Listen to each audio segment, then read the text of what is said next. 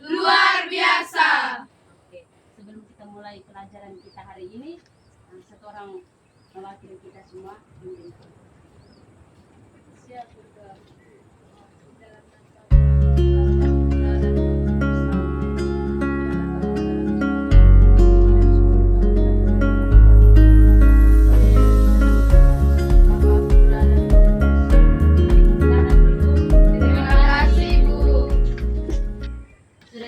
untuk menerima materi hari ini, pelajaran hari ini? Sudah, Bu. Siap atau tidak? Siap, Bu. Oke, hari ini siapa yang belum datang? Hilda dan Eril, Bu. Oke, sambil menunggu mereka, kita langsung ke DS. Ya, Bu. Jadi, materi hari ini tentang kaum awam dalam gereja Katolik. Apa? Kaum awam dalam gereja Katolik. Jadi sebelum kita masuk dengan materi tentang kaum awam dalam gereja Katolik, Ibu mau bertanya dulu. Materi minggu lalu, masih ingat? Masih, Bu. Tentang apa itu? Tentang hierarki gereja. Apa? Hierarki gereja. Hierarki gereja? Ya, Bu. Peran hierarki dalam Gereja. Ya. Siapa yang masih ingat materi minggu lalu tentang apa? Dia menjelaskan apa itu? Istilah hierarki. Istilah hierarki itu seperti apa? Siapa yang bisa jelaskan ulang? Mengapa mereka itu penting sekali dalam gereja Katolik? Karena apa? Mereka itu penting sekali dalam gereja Katolik itu karena apa? Mereka membantu umat untuk apa? Jadi mengapa kaum hierarki itu penting dalam gereja Katolik? Mereka membantu umat untuk apa? Tetap bersatu dalam iman. Terus apa lagi? Memiliki arah yang jelas. Jadi mereka itu memiliki apa? Mereka itu membantu umat agar tetap menuntun mereka supaya iman mereka tetap pada arah yang Jelas. Oke. Pagi atau sore ini? Sore. Silakan duduk. Jadi ingat ya, materi yang sudah Ibu berikan itu tidak boleh apa? Pulang dan tidak buka baca lagi. Iya, Bu. Oke. Jadi hari ini tentang materinya tentang kaum awam dalam gereja Katolik.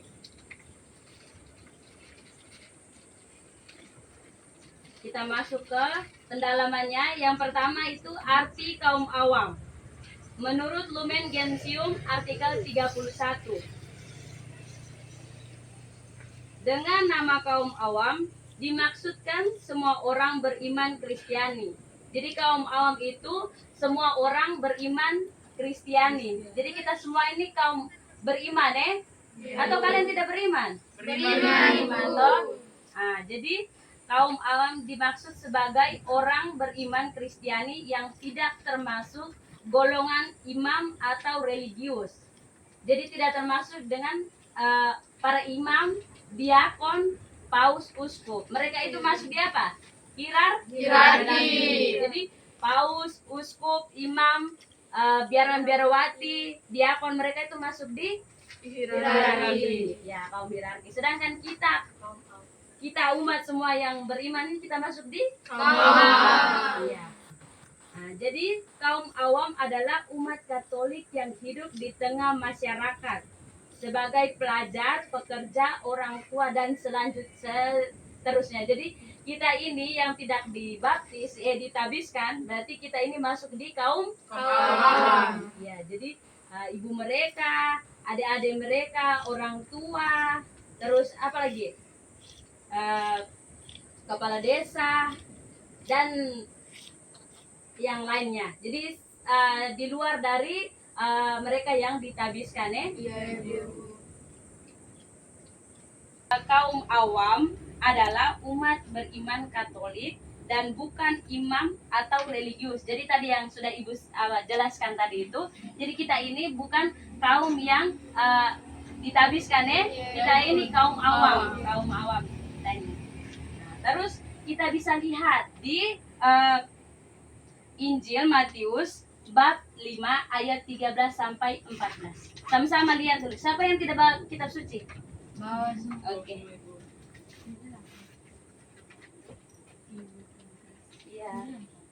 Sudah lihat semua? Sudah, Bu. Oke, sama-sama baca dulu. Baca perikopnya dulu, baru ayatnya. Sama-sama.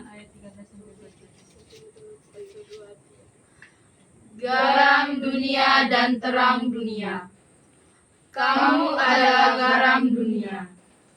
Jika garam itu menjadi tawar, dengan apakah ia diasinkan? Tidak ada lagi gunanya selain dibuang dan diinjak orang. Kamu adalah terang dunia. Kota yang terletak di atas gunung tidak mungkin tersembunyi. Sudah ya. Jadi ayatnya itu dari 13 sampai 16. Tidak boleh lebih ya. Karena di situ hanya Ibu suruh hanya ayatnya dari 13 sampai 14. Dalam ayat itu tuh berbicara tentang apa? Garam dan terang dunia. Ya, itu tuh dia menggambarkan bahwa kita harus seperti apa. Kita sebagai kaum awam itu harus seperti apa dalam ayat itu tuh. Coba baca ulang satu kali. Oh, kami ini kami adalah terang dunia. Terus yang imam dorang itu tuh apa? Garam dunia itu. Garam dunia. Oke. Jadi siapa yang mau tambahkan lagi? Catherine? Jawab saja. Apa yang menurut kalian itu? Oh ini Ibu, saya paham tentang ayat ini nih. Dia menjelaskan tentang ini atau dia menceritakan bahwa ini nih harus seperti ini. Siapa yang bisa? Ada yang mau tambahkan? Jadi baik. Ayat ini menunjukkan bahwa setiap orang beriman harus membawa terang Kristus kemanapun ia pergi, termasuk di sekolah, keluarga, dan tempat kerja dan lain sebagainya. Jadi kita ini diminta untuk tetap membawa terang dunia terang dunia itu dimanapun kita berada. Oke. Baik, kita masuk ke pendalaman yang berikutnya itu kerasulan awam.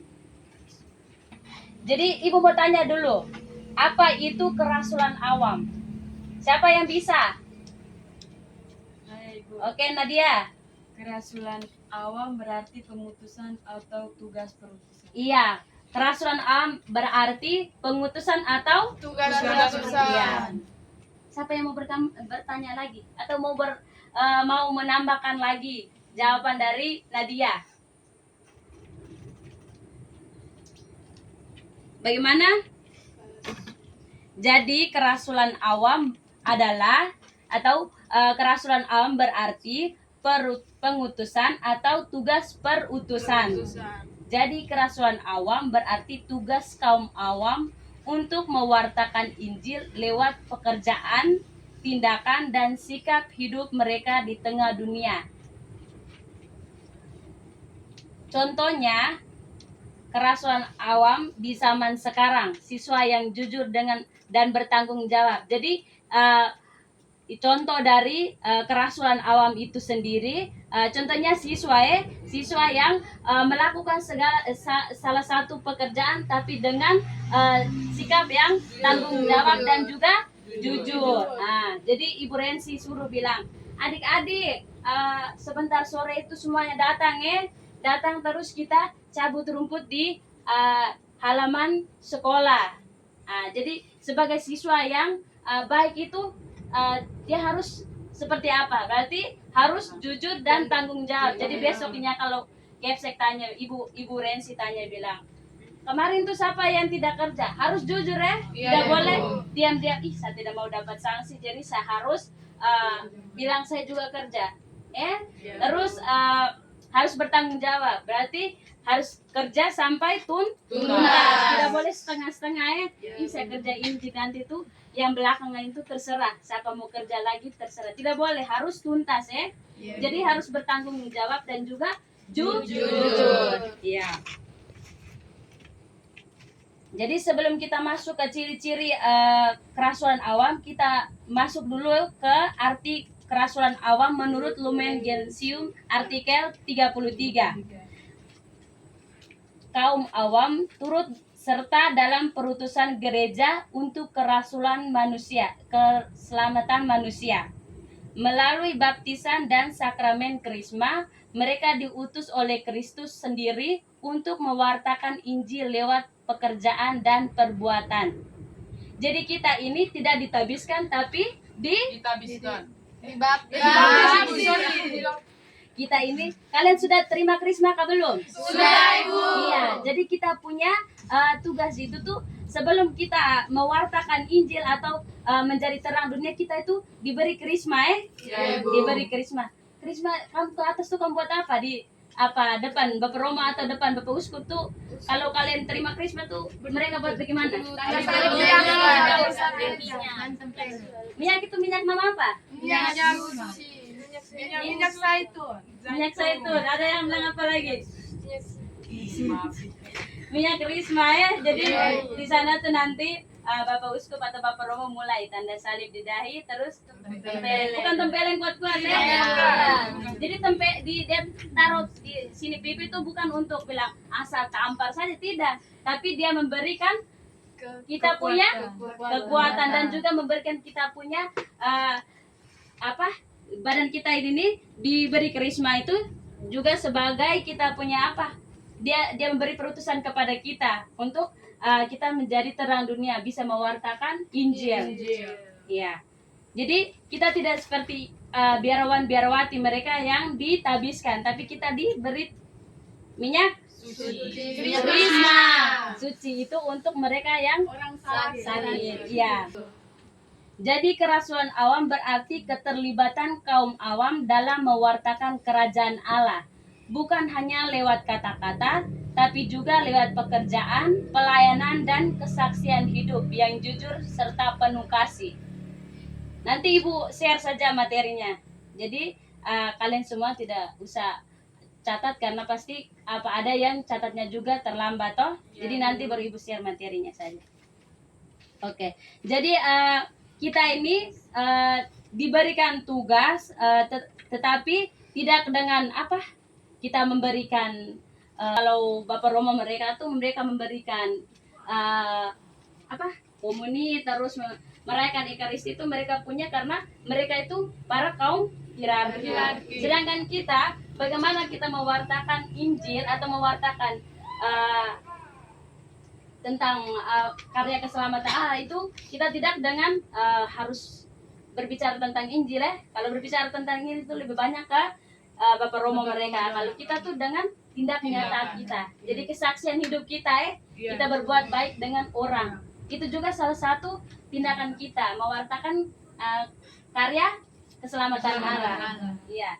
Jadi tidak hanya dengan saya harus khotbah, saya harus buat yang seperti Bapak Romo buat, tidak Kita kaum awam bisa dengan tindakan nyata kita membantu sesama yang berkesulitan, kesusahan. Jadi contoh yang Ibu pernah bilang itu, kalau teman ada kesusahan di sekolah, pulpen tidak ada, buku tidak ada, tidak bawa, harus membantu berbagi tidak boleh saling Satu bilang tidak. Setelah kita melihat arti kerasulan awam menurut Lumen Gentium artikel 33, kita masuk dengan ciri-ciri kerasulan awam. Yang pertama, iman yang kuat, percaya kepada Kristus dan setia pada ajaran gereja. Jadi kita ini harus memiliki iman yang kuat. Harus percaya kepada ajaran gereja. Ya. Yang berikutnya, keterlibatan aktif ikut kegiatan paroki atau pelayanan sosial. Kalian ikut kegiatan paroki ke tidak? Ikut. Seperti apa? Kami. Terus apa lagi? Di lingkungan. Di Rosario. Apa lagi? Iya. Ajuda. Jadi seperti itu Iya, Bu. keterlibatan kita di paroki, stasi dan juga paling kecil KBG. Jadi kalian ini nih harus banyak-banyak aktif di kegiatan OMK, Sekami, terus di KBG. Sekarang ini nih bulan apa? Rosario. Oktober, berarti bulan Rosario. Ya, bulan Maria, bulan Rosario. Jadi harus terlibat aktif dalam kegiatan di KBG. Jadi tiap malam tuh harus wajib ikut. Terus jangan hanya ikut saja, harus bisa memimpin. Bisa angkat Lagu. Bisa Bacaan. Iya. Ya seperti itu. Itu namanya keterlibatan kita di KBG, paroki dan juga stasi. Iya. Jadi ciri-ciri kerasulan awam itu yang pertama tadi iman yang kuat yang kedua keterlibatan yang aktif, yang ketiga tanggung jawab sosial, peduli pada keadilan, perdamaian dan lingkungan. Jadi ingat seperti yang tadi Ibu sudah jelaskan itu Kepsek minta bilang bersihkan lingkungan sekolah, berarti kita harus peduli lingkungan. Jadi kita lihat kalau lingkungannya itu sudah tidak baik lagi atau rumput liar terlalu tinggi, berarti kita punya hati nurani itu harus tergerak, terbuka Tidak boleh kayak malas tahu lepas kamu tinggi tumbuh itu ke sana terserah. Tidak boleh. Jadi hati nurani kita itu harus apa? Kita rasa kayak peka tuh terhadap lingkungan tuh. Jadi kalau Ibu Rensi bilang, tolong kalian datang sore cabut rumput, berarti hati nurani kita tuh harus peka. Jadi kita harus datang jangan kaum lain datang saya tinggal. Tidak boleh begitu Nah, jadi ini memberi teladan, jujur, adil, sabar dan rendah hati. Jadi tadi yang Ibu sudah omong tuh, jadi kalau ini hari tidak kerja, besok Kepsek tanya, berarti harus jujur Kalau tidak kerja ya tidak kerja. Jangan tidak kerja tapi bilang alasan masih inilah, masih itu, berarti menutupi kesalahan. Iya. Oke. Setelah kita melihat ciri-ciri kerasulan awam, kita masuk dengan hubungan kaum awam dan hierarki dalam gereja. Jadi ada 3 pokok utama dalam hubungan antara kaum awam dan hierarki dalam gereja. Yang pertama, hierarki paus, uskup, imam dan diakon sebagai pemimpin rohani. Yang kedua, kaum religius, biarawan dan biarawati hidup membiara. Jadi biarawan-biarawati itu hidup membiara. Sedangkan yang ketiga, kaum awam, umat biasa yang hidup di tengah masyarakat. Jadi kita ini sebagai apa? Kaum awam yang hidupnya di tengah masyarakat. Sedangkan biarawati hidupnya bagaimana? Di dalam biara. Sedangkan paus, uskup, romo mereka pemimpin rohani. Ya, seperti itu. Berarti kalian punya fokus dalam belajar itu benar-benar fokus Tidak ada yang menghayal toh di sini. Tidak ada, Ibu. Oke, kita lanjut. Kita masuk dengan peran kaum awam di dunia modern. Baik, jadi sebelum kita mengakhiri materi kita, ada satu lagi yang harus Ibu jelaskan tentang peran kaum awam di dunia modern. Jadi kaum awam memiliki peran penting di dunia modern. Yang pertama, menjadi saksi iman di tempat kerja, sekolah dan lingkungan. Jadi kita ini menjadi saksi kerja di tempat apa? Sekolah. Oke. Yang berikutnya, mempromosikan keadilan dan perdamaian di masyarakat. Jadi kita ini juga salah satu kaum awam yang harus mempromosikan keadilan Tidak boleh memperpecahkan keadilan itu. Jadi pada saat ada orang yang mengalami satu hal yang macam kayak hubungan dia dengan orang di sebelah itu renggang berarti kita itu yang harus bisa mendamaikan, mempersatukan. Tidak boleh memperpecahkan.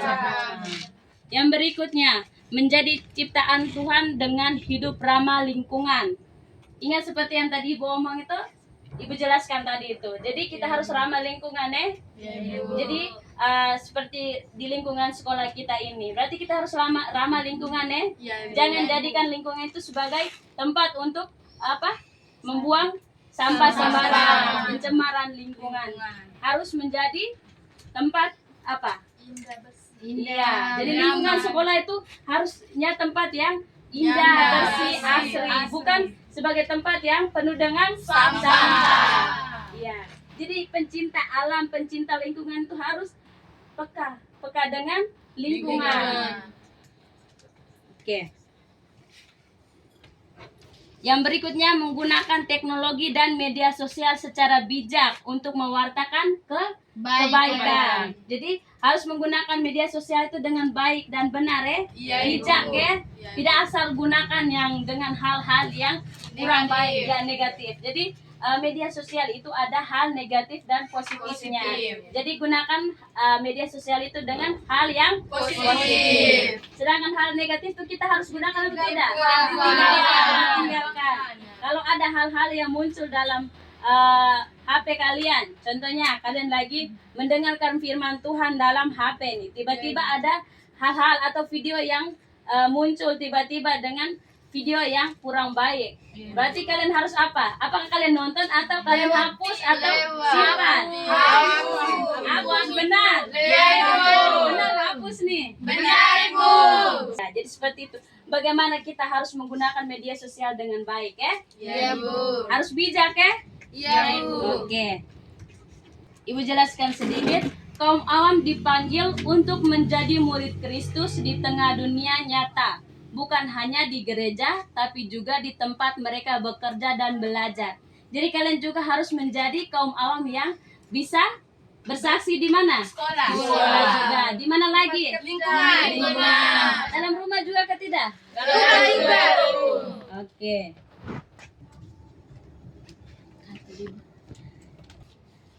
Baik, setelah kita melihat peran kaum awam di dunia modern, di sini Ibu ada dua pertanyaan refleksi ya untuk kalian. Jadi kembali kalian merefleksikan diri dari materi yang tadi Ibu sudah berikan tadi. Nah, jadi pasang telinga baik-baik ya. Iya, Bu. Oke, yang pertama, apakah aku sudah menjadi terang Kristus bagi orang lain di sekolah atau di rumah? Yang pertama, Ibu tanya yang pertama dulu, apakah aku sudah menjadi terang Kristus bagi orang di sekolah dan di rumah? Di rumah. Sudah, Sudah. Ibu. Oke. Kalau di rumah dalam hal apa? Menghormati orang tua. Apalagi sebagai kakak? Sebagai kakak dan selalu Pelajaran yang baik kepada adik. Oke. Yang berikutnya di sekolah. Jujur. Jujur. Tanggung jawab. Jujur pada saat apa? Jujur Ulangan. pada saat ulangan. Berarti tidak boleh Nyontek. Terus harus peka terhadap apa? Lingkungan. Tidak boleh Membuang sampah sembarangan. hormati Guru. karena guru itu sebagai Orang tua kedua. Oke. Yang berikutnya, bagaimana aku dapat melayani Tuhan lewat pekerjaanku atau pelajaranku sebagai siswa SMK? Bagaimana aku bisa melayani Tuhan dalam pelajaranku di sekolah? Berarti kita melayani Tuhan itu dengan cara apa? Berdoa. Berdoa. Apalagi? Mengerjakan tugas. Membantu teman yang kesulitan tidak? Membantu. Jadi Tuhan itu bisa datang dalam wujud siapa saja Iya. yang pada saat itu dia membutuhkan Bantuan. Jadi pada saat teman yang kesulitan itu jangan lihat saja sebagai dia itu teman ya, tapi itu juga Tuhan hadir dalam diri sesama kita. Ya, seperti itu ya. Iya, Bu. Oke. Di sini Ibu akan memberikan sedikit kesimpulan. Pasang telinga baik-baik. Iya, Bu. Dalam gereja Katolik, semua umat beriman memiliki martabat yang sama di hadapan Allah, meskipun peran dan tugas mereka berbeda. Ya, hubungan antara kaum awam dan hierarki bukanlah hubungan kekuasaan, tetapi kerjasama sebagai rekan seutus dalam karya gereja. Ketika semua anggota gereja saling menghargai dan melaksanakan tanggung jawabnya dengan iman dan kasih, gereja tampil sebagai umat Allah yang hidup, bersatu dan menjadi tanda kehadiran Kristus di dunia.